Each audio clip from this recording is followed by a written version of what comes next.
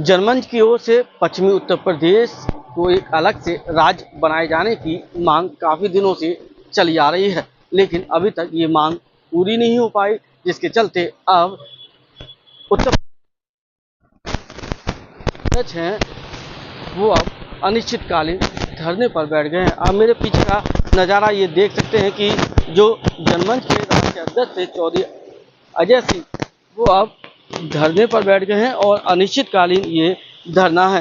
पिछले 3 दिनों से लगातार ये धरना जारी है और इन 3 दिनों में जिस तरह से गर्मी का प्रकोप तेजी के साथ बढ़ा है, उसी के हिसाब से चौधरी अजय सिंह का स्वास्थ्य भी लगातार गिरता चला जा रहा है। बड़ी बात यह है कि चौधरी अजय सिंह कई बार पश्चिमी उत्तर प्रदेश अलग से राज्य बने, इसके लिए कई अभियान चला चुके हैं, यात्राएं भी कर चुके हैं, लेकिन इसमें सफलता नहीं मिल पाई क्योंकि सरकार इनकी मांग को लगातार अनदेखा करती चली आ रही है। सरकार की इस अनदेखी के चलते ही आज यहाँ पर अनिश्चितकालीन धरने पर बैठ गए हैं। एक आमरण अनशन की शुरुआत हो गई है और आज ये अनशन का तीसरा दिन है। बातचीत करेंगे अजय सिंह जी से, वो लगातार इस अभियान को चला रहे हैं। अजय सिंह, कब से ये अभियान को चला रहे हैं?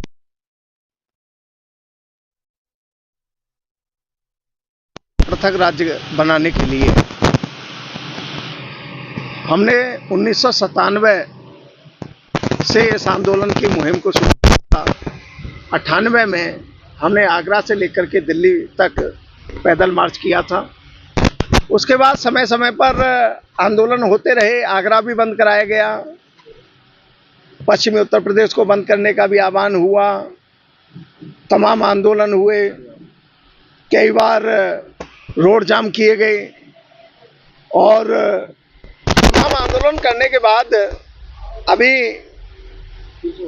8 अगस्त को आगरा से एक जन जोड़ो यात्रा पश्चिमी उत्तर प्रदेश के 25 जनपदों में निकाली गई थी, जिसमें 25 जनपदों के जो 6 मंडल हैं, आगरा मंडल, अलीगढ़ मंडल, बरेली मंडल, मुरादाबाद मंडल, सहारनपुर मंडल और मेरठ मंडल में ये यात्रा जो है निकाली गई।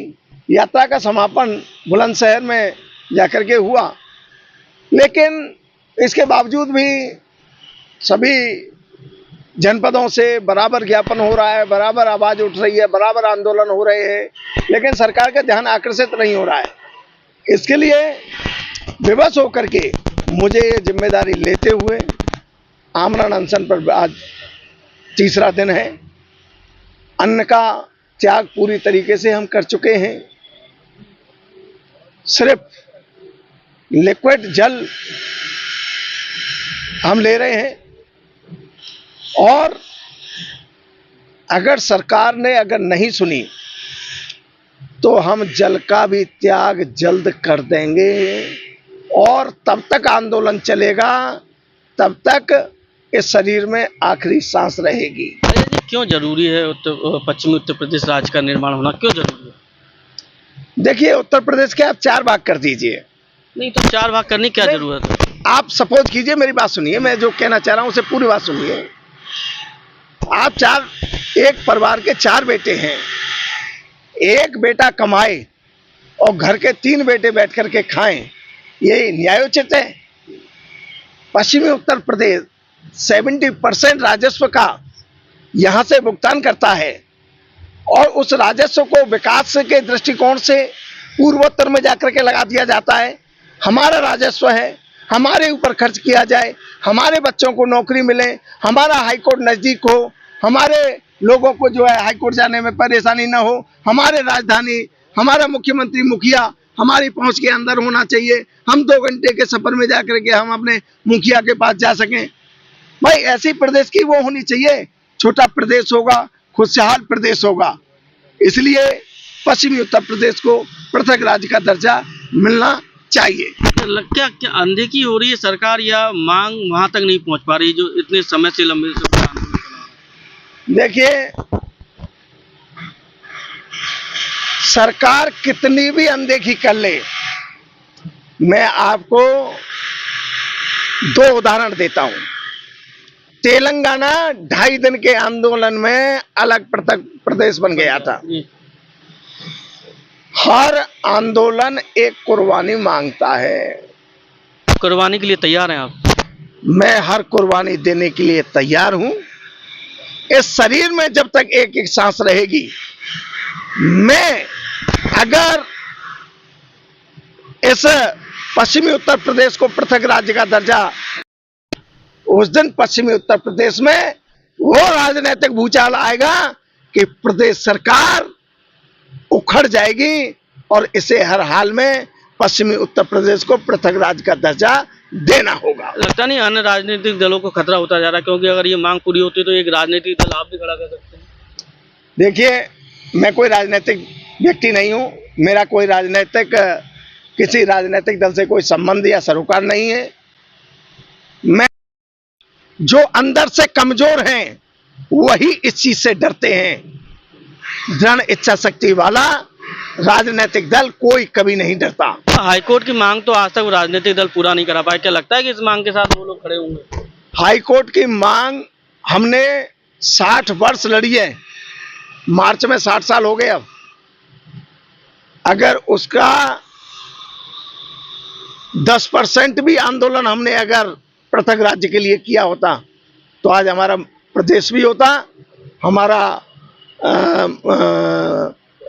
हाईकोर्ट भी होता और राजधानी भी होती। हमारे लिए सब कुछ मुमकिन था, लेकिन राजनीतिक उदासीनता के कारण ये सब सुलभ नहीं हो सका। क्या लगता है कि अब आप अनशन पर बैठे हैं तो कुछ सुनवाई? निश्चित मानिए, ये आंदोलन अब कुछ करके ही दम लेगा। मैं बस इतना ही कहना चाहूंगा, प्रदेश का विभाजन निश्चित है,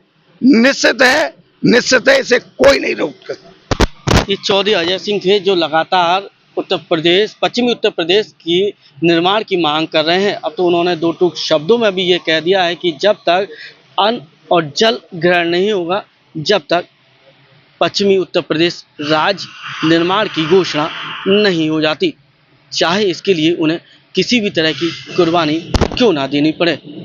पिछले 3 दिनों से ये अनशन जारी है और इस अनशन को देखते हुए यहाँ पर पुलिस बल भी तैनात कर दिया गया है, ताकि पल पल की इनके स्वास्थ्य की स्थिति से उन्हें यानी अधिकारियों को अवगत कराया जा सके। फिलहाल पल पल की सूचनाएं तो अधिकारियों तक पहुंच रही हैं, लेकिन क्या इनकी मांग उन राजनीतिक दल और उन नुमाइंदों तक पहुंच रही है जो एक अलग राज्य का कानून बनाते हैं, ताकि उत्तर प्रदेश का विभाजन हो और पश्चिमी उत्तर प्रदेश राज्य का निर्माण हो सके।